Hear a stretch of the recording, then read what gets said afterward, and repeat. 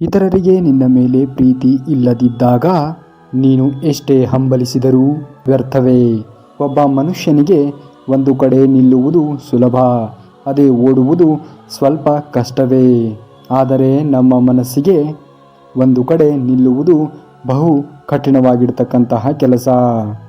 ಅದೇ ಓಡುವುದೆಂದರೆ ಅತ್ಯಂತ ಸುಲಭವಾಗಿರುವಂತಹ ಕೆಲಸ. ನೀವೇ ನೋಡಿ, ನಿಮ್ಮ ಮನಸ್ಸು ಯಾವಾಗಲೂ ಓಡುತ್ತಲೇ ಇರುತ್ತದೆ. ನಿನ್ನ ಜೀವನ ಅನ್ನುವ ಪುಸ್ತಕವನ್ನು ಎಲ್ಲರಿಗೂ ತೆರೆದು ತೋರಿಸಬೇಕಾಗಿಲ್ಲ. ಏಕೆಂದರೆ ನಿನ್ನ ಭಾವನೆ, ವ್ಯಕ್ತಿತ್ವ ಕೆಲವರಿಗೆ ಮಾತ್ರ ಅರ್ಥವಾಗುತ್ತದೆ. ಜೀವನ ಹರಿಯುವ ನದಿಯಂತೆ ನೀರು ಒಂದೇ ಕಡೆ ನಿಂತರೆ ಮಲಿನವಾಗುತ್ತದೆ. ಹಾಗೆ ಜೀವನವೂ ಕೂಡ ಬದಲಾವಣೆಗೆ ಸಿದ್ಧವಾಗಿ ಇದ್ದಾಗ ಮಾತ್ರ ಹೊಸ ಜೀವನವನ್ನು ಸ್ವಾಗತಿಸಬಹುದು. ಅದರ ಅರಿವು ನಮಗಿಲ್ಲ ಅಷ್ಟೇ. ಬದಲಾವಣೆಯನ್ನು ಸ್ವೀಕರಿಸಲು ಸಿದ್ಧರಾಗಿ. ಮನಸ್ಸಿರದ ಒಬ್ಬ ಪುರುಷ ಸ್ತ್ರೀಯನ್ನ ಆಟದ ಗೊಂಬೆಯಾಗಿ ನೋಡುತ್ತಾನೆ. ಅದೇ ಮನಸ್ಸಿರುವ ಪುರುಷ ಸ್ತ್ರೀಯನ್ನ ಪ್ರಾಣ ಇರುವ ದೇವತೆಯಾಗಿ ಭಾವಿಸುತ್ತಾನೆ. ಇಂತಹ ವ್ಯಕ್ತಿ ನಿಮ್ಮ ಜೀವನದಲ್ಲಿ ಇದ್ದಾರೆ. ಜಾಗೃತಿಯಾಗಿ ನೋಡಿಕೊಳ್ಳಿ. ಪ್ರೀತಿಯಲ್ಲಿ ತಪ್ಪುಗಳನ್ನು ಮಾಡಿ ಪ್ರೀತಿಸಿ ತಪ್ಪು ಮಾಡುವೆ ಎಂದು ಭಾವಿಸುತ್ತಾರೆ. ಆದರೆ ಪ್ರೇಮ ನಿಜವೇ? ಮನುಷ್ಯರೇ ಸುಳ್ಳೋ? ಸಾಲ ಕೊಟ್ಟಾಗ ನೀನು ಬಹಳ ಒಳ್ಳೆಯ ವ್ಯಕ್ತಿಯಾಗಿ ಕಾಣಿಸುತ್ತೀಯ. ಅದೇ ಹಣವನ್ನು ಹಿಂತಿರುಗಿಸಿ ಕೇಳಿದಾಗ ಮಾತ್ರ ಕೆಟ್ಟವನಾಗಿ ಕಾಣಿಸುತ್ತೀಯ. ಹಣದ ವಿಷಯದಲ್ಲಿ ನೀನು ಸ್ವಲ್ಪ ಕಠಿಣವಾಗಿ ಇರು. ಏಕೆಂದರೆ ಹಣ ಮಿತ್ರರಿಗಿಂತಲೂ ಶತ್ರುಗಳನ್ನೇ ಹೆಚ್ಚಾಗಿ ಬೆಳೆಸುತ್ತದೆ. ಬದುಕುವುದಕ್ಕೆ ಧೈರ್ಯವಿದ್ದರೆ ಸಾಕು. ಆದರೆ ಜೀವನದಲ್ಲಿ ಯಶಸ್ವಿಯಾಗಲು ನಿನ್ನ ಮೇಲೆ ನಿನಗೆ ನಂಬಿಕೆ ಇರಲೇಬೇಕು. ಜೀವನದಲ್ಲಿ ಸಹನೆ, ಮನುಷ್ಯನಿಗೆ ಧೈರ್ಯ ಅಷ್ಟೇ ಅಲ್ಲ, ಯಶಸ್ವಿ ಆಗಲು ನಂಬಿಕೆಯೂ ಕೂಡ ಬೇಕಾಗುತ್ತದೆ. ಅದಕ್ಕೆ ಈ ಸಮಾಜದೊಂದಿಗೆ ಜಾಗೃತೆಯಿಂದ ಇರಿ. ಇದ್ದಾಗ ನೀನು ಮಾಡುವ ಅನವಶ್ಯಕ ವೆಚ್ಚಗಳು ಇಲ್ಲದಿದ್ದಾಗ ನೀನು ಮಾಡುವ ಅನವಶ್ಯಕ ಸಾಲಗಳಿಗಾಗಿ ಬದಲಾಗುತ್ತದೆ. ಈ ಪ್ರಪಂಚದಲ್ಲಿ ನಾವು ಬದುಕಬೇಕೆಂದರೆ ಒಳ್ಳೆಯತನ ಮತ್ತು ಹಠ ಮಾರಿತನ ಎರಡೂ ಇರಬೇಕಾಗುತ್ತದೆ. ಒಳ್ಳೆತನ ಮನುಷ್ಯರ ಮೇಲೆ ಇರಬೇಕು, ಹಠಮಾರಿತನ ಪರಿಸ್ಥಿತಿಗಳ ಮೇಲೆ ಇರಬೇಕು. ಇಷ್ಟಪಡುವುದು ತಪ್ಪಲ್ಲ, ಆದರೆ ನಮ್ಮ ಇಷ್ಟಗಳನ್ನು ಗುರುತಿಸದವರ ಮೇಲೆ ಇಷ್ಟವನ್ನು ಬೆಳೆಸಿಕೊಳ್ಳುವುದು ದೊಡ್ಡ ತಪ್ಪು. ಕಡಿಮೆ ಸಮಯದಲ್ಲಿ ಹೆಚ್ಚು ಸಂತೋಷವನ್ನು ಕೊಡುವ ಯಾವುದೇ ಬಾಂಧವ್ಯ ಹೆಚ್ಚು ಸಮಯ ನಿಲ್ಲುವುದಿಲ್ಲ. ನಿನ್ನ ಜೊತೆ ಯಾರೂ ಇರುವುದಿಲ್ಲ, ಇದ್ದ ಹಾಗೆ ನಟಿಸುವರು ಅಷ್ಟೇ. ಒಂದನ್ನು ಮಾತ್ರ ಮರೆಯಬೇಡ, ನಿನ್ನ ಸುತ್ತಲೂ ಎಷ್ಟೇ ಜನರು ಇದ್ದರೂ ಕೂಡ ಯಾರೂ ನಿನ್ನವರಲ್ಲ, ನಿನಗೆ ನೀನು ಮಾತ್ರವೇ ಸಂಗಾತಿ. ಈ ಒಂದು ಅರಿವಿನಲ್ಲಿ ಶಾಂತಿ ಇದೆ. ನಿನ್ನ ಜೀವನದಲ್ಲಿ ಯಾರೇ ಆಗಲಿ, ಯಾವಾಗ ಬಂದಿರುವರೋ ಅನ್ನುವುದು ಮುಖ್ಯವಲ್ಲ, ಎಂತಹದ್ದೇ ಪರಿಸ್ಥಿತಿಯಲ್ಲೂ ನಿನ್ನೊಂದಿಗೆ ಇರುವರು ಎನ್ನುವುದು ಮುಖ್ಯ. ಯಾರನ್ನು ಎಷ್ಟು ನಂಬಬೇಕೋ ಅಷ್ಟೇ ನಂಬಿ. ನಮ್ಮವರೇ ಎಂದು ಅತಿಯಾಗಿ ನಂಬಿದರೆ ಮೋಸದ ರುಚಿ ತೋರಿಸಿ ಜೀವನದಲ್ಲಿ ಮೇಲೆ ಏಳದಂತಹ ಪೆಟ್ಟು ಕೊಡುವರು. ಜಾಗೃತಿಯಿಂದ ಇರಿ. ಕಾಲವು ಬದಲಾಗಿದೆ ಅಂತ ಹೇಳುತ್ತಿದ್ದಾರೆ, ಆದರೆ ಕಾಲವು ಬದಲಾಗಿಲ್ಲ. ಮನುಷ್ಯರ ಮನಸ್ಥಿತಿ ಬದಲಾಗಿದೆ ಅಷ್ಟೇ. ಜೀವನದಲ್ಲಿ ಶಾಂತಿಯಿಂದ ಇರಲು ಈ ಎರಡು ಮರೆಯಬೇಡಿ. ಹಾಗೆ ಈ ಎರಡು ಯಾವಾಗಲೂ ನೆನಪಿರಲಿ. ನೀನು ಇತರರಿಗೆ ಮಾಡಿದ ಒಳ್ಳೆಯತನವನ್ನು ಮರೆಯಬೇಡ. ಇತರರಿಗೆ ಮಾಡಿದ ಒಳ್ಳೆಯದನ್ನು ಹಂಗಿಸಬಾರದು. ಹಾಗೆ ಇತರರು ನಿನಗೆ ಮಾಡಿದಂತಹ ಕೆಟ್ಟದ್ದನ್ನು ಮರೆತು ನಿನ್ನ ಜೀವನವನ್ನು ಹೇಗೆ ರೂಪಿಸಿಕೊಳ್ಳಬೇಕೆಂದು ಮುನ್ನಡೆಯಿರಿ. ಇನ್ನು ಯಾವಾಗಲೂ ನೆನಪಿನಲ್ಲಿ ಇಟ್ಟುಕೊಳ್ಳಬೇಕಾಗಿರ್ತಕ್ಕಂತಹ ಎರಡು ಅಂಶಗಳು. ಒಂದು, ಈ ಜೀವನದಲ್ಲಿ ಯಾವುದು ಕೂಡ ಶಾಶ್ವತವಲ್ಲ ಎನ್ನುವುದು. ಅದು ಸಂಪತ್ತಾಗಲಿ ಅಥವಾ ಅಧಿಕಾರವಾಗಲಿ, ಪ್ರೇಮವಾಗಲಿ, ಬಾಂಧವ್ಯವಾಗಲಿ, ಬದುಕೆ ಶಾಶ್ವತವಲ್ಲ ಎಂದಾಗ ಬದುಕಿನಲ್ಲಿ ಬರುವ ಇವುಗಳು ಹೇಗೆ ಶಾಶ್ವತ ಹೇಳಿ?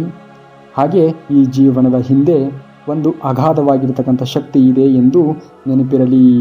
ಇಲ್ಲಿ ನನ್ನಿಂದ ಏನೂ ನಡೆಯದು, ಇಲ್ಲಿ ಶಕ್ತಿಯ ರೂಪ, ನಾನು ಈ ಪ್ರಕೃತಿಯ ಒಂದು ಭಾಗವಷ್ಟೇ ಎಂದು ಶಕ್ತಿಗೆ ತಲೆಬಾಗಿ ಇರುವುದು ಯಾವುದೇ ಬಾಂಧವ್ಯದಲ್ಲಿ ಅರ್ಥ ಮಾಡಿಕೊಳ್ಳದಂತಹ ಕುರುಡುತನದ ಮುಂದೆ ಎಂತಹ ಕನ್ನಡಿ ಇದ್ದರೂ ವ್ಯರ್ಥವೇ ಅಲ್ಲವೇ?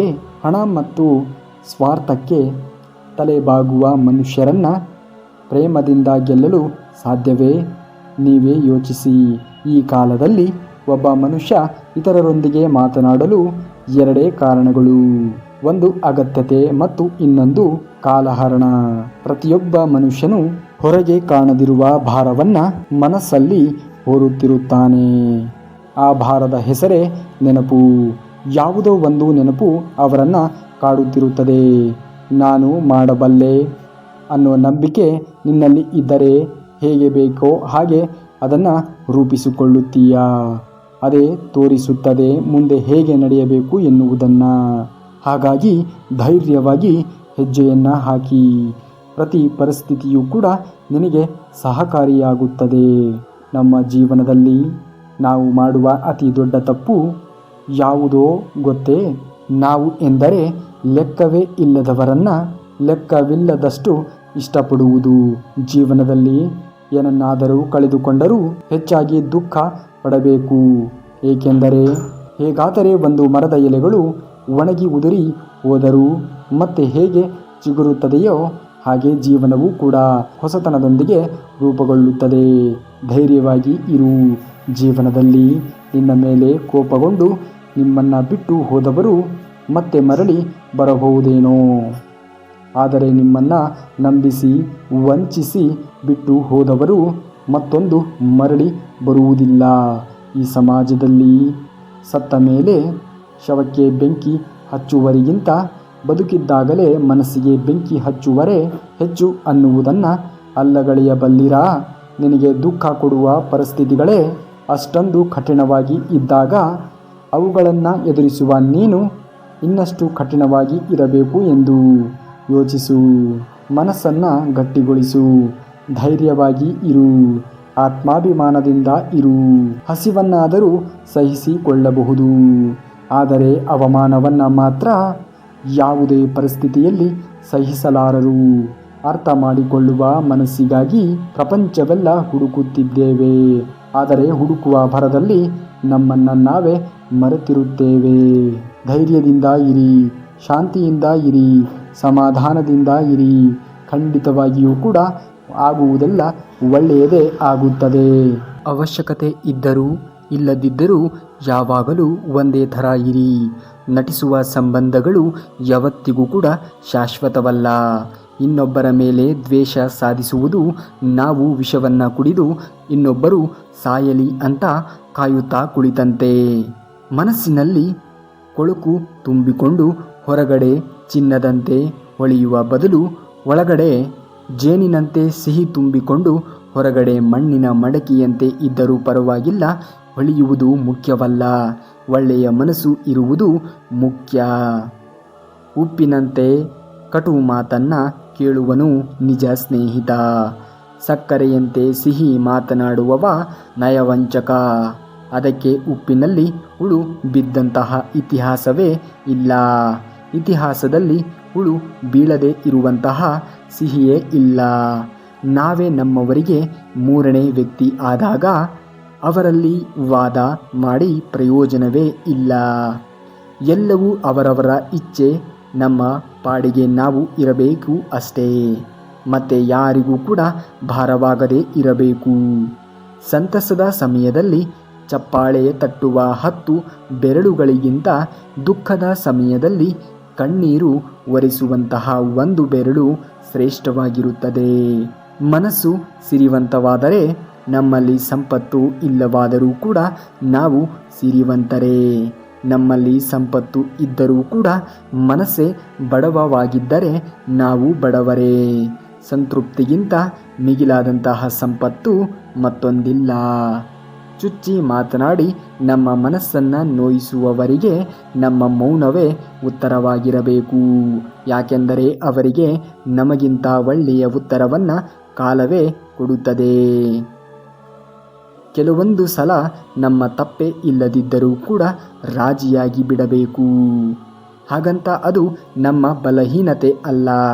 ನಾವು ನಮ್ಮ ಅಹಂನ ಬಿಟ್ಟು ನಮ್ಮ ನಡುವಿನ ಸಂಬಂಧಕ್ಕೆ ಕೊಡುವಂತಹ ಅತ್ಯಮೂಲ್ಯವಾಗಿರುವಂತಹ ಬೆಲೆ. ನಿಮಗೆ ತಲುಪಬೇಕಾಗಿರುವಂತಹ ಪಾಲನ್ನು ಕೇಳಿ ನೋಡಿ. ಎಲ್ಲ ಸಂಬಂಧಗಳ ಮುಖವಾಡ ಕಳಚಿ ಬೀಳುತ್ತದೆ. ನಿಮಗೆ ಸಿಗುವ ಪಾಲನ್ನು ಬಿಟ್ಟು ನೋಡಿ. ಎಲ್ಲ ಸಂಬಂಧಗಳು ಮುಳ್ಳುಗಳು ಗುಲಾಬಿಗಳಾಗಿ ಬದಲಾಗುತ್ತದೆ. ಒಂದು ಸಂಬಂಧವನ್ನು ಉಳಿಸಿಕೊಳ್ಳಲು ಎಷ್ಟೋ ಸಾರಿ ಬೇಕಾದರೂ ಕೂಡ ಸೋಲಬಹುದು. ಆದರೆ ಅದನ್ನೇ ನಿನ್ನ ದೌರ್ಬಲ್ಯವೆಂದು ತಿಳಿದುಕೊಂಡರೆ ಆ ಸಂಬಂಧದ ಮುಂದುವರಿಸುವುದು ಅವಶ್ಯಕತೆ ಇರುವುದಿಲ್ಲ. ಯಾಕೆಂದರೆ ಮನುಷ್ಯನಿಗೆ ಸ್ವಾಭಿಮಾನ ಕೂಡ ತುಂಬಾ ಮುಖ್ಯವಾಗಿರುತ್ತದೆ, ತಿಳಿದಿರಲಿ. ಮರಣ ಹೊಂದಿದ ನಂತರ ಶವದ ಮೇಲೆ ಬಿದ್ದು ಬಿದ್ದು ಅಳುವ ಸಂಬಂಧಗಳಿಗಿಂತ ಬದುಕಿದಾಗ ಜೀವನದಲ್ಲಿ ಕೆಳಗಡೆ ಬೀಳದಂತೆ ಜೋಪಾನವಾಗಿ ನೋಡಿಕೊಳ್ಳುವಂತಹ ಸಂಬಂಧಗಳೇ ನಿಜವಾಗಿರುವಂತಹ ಸಂಬಂಧಗಳು. ಹಣವನ್ನು ಕೊಟ್ಟು ನೋಡು, ಸಂಬಂಧಗಳು ನಿನ್ನ ಮೇಲೆ ಹೂವನ್ನು ಎರಚುತ್ತವೆ. ಅದೇ ಕೊಟ್ಟಂತಹ ಹಣವನ್ನು ಕೇಳಿ ನೋಡು, ಅದೇ ಸಂಬಂಧಗಳು ನಿನ್ನ ಮೇಲೆ ಮಣ್ಣನ್ನು ಎರಚುತ್ತವೆ. ಯಾವ ಸಂಬಂಧ ನಮ್ಮ ಕಣ್ಣಿನಿಂದ ನೀರು ತರಿಸುತ್ತವೆಯೋ ಅದಕ್ಕಿಂತ ಆಳವಾದ ಸಂಬಂಧ ಮತ್ತೊಂದಿಲ್ಲ. ಯಾವ ಸಂಬಂಧ ನಾವು ಅಳುತ್ತಿರುವುದನ್ನು ಸುಮ್ಮನೆ ಇದ್ದು ಬಿಡುತ್ತವೆಯೋ ಅಂತಹ ದುರ್ಬಲವಾಗಿರುವಂತಹ ಸಂಬಂಧ ಮತ್ತೊಂದಿಲ್ಲ. ಸಂಬಂಧಗಳು ಮೋಡಗಳು ಇದ್ದ ಹಾಗೆ, ಎಷ್ಟು ಹತ್ತಿರ ಬರುತ್ತವೆಯೋ ಅಷ್ಟೇ ಕತ್ತಲೆ, ಎಷ್ಟು ದೂರ ಇರುತ್ತವೆಯೋ ಅಷ್ಟೇ ಬೆಳಕು. ನಿನ್ನೆಯ ಬಗ್ಗೆ ಯೋಚಿಸಿ ನಾಳೆಯದನ್ನು ಹಾಳು ಮಾಡಿಕೊಳ್ಳಬೇಡ. ಇವತ್ತಿನ ದಿನವನ್ನು ನೀನು ಸರಿಯಾಗಿ ಬಳಸಿಕೋ. ಅದೇ ಬುದ್ಧಿವಂತರ ಲಕ್ಷಣ. ಜೀವನದಲ್ಲಿ ಏನೋ ಆಗಿದೆ ಎಂದು ತಲೆಯನ್ನು ಕೆಡಿಸಿಕೊಳ್ಳಬೇಡ. ಆಗಲಿರುವುದೆಲ್ಲವೂ ಕೂಡ ಒಳ್ಳೆಯದೇ ಆಗುತ್ತದೆ. ಮುಂದೆ ಆಗಲಿರುವುದು ಒಳ್ಳೆಯದೇ ಆಗುತ್ತದೆ. ಇನ್ನು ಇದೇ ರೀತಿಯಾಗಿರುವಂತಹ ಮಾಹಿತಿಗಳಿಗಾಗಿ ತಪ್ಪದೇ ನಮ್ಮ ಚಾನಲ್ನ ಸಬ್ಸ್ಕ್ರೈಬ್ ಮಾಡಿಕೊಳ್ಳಿ. ಮುಂದಿನ ವಿಡಿಯೋದಲ್ಲಿ ಸಿಗುವವರೆಗೂ ಧನ್ಯವಾದ. ಕರುನಾಡಿಗೆ.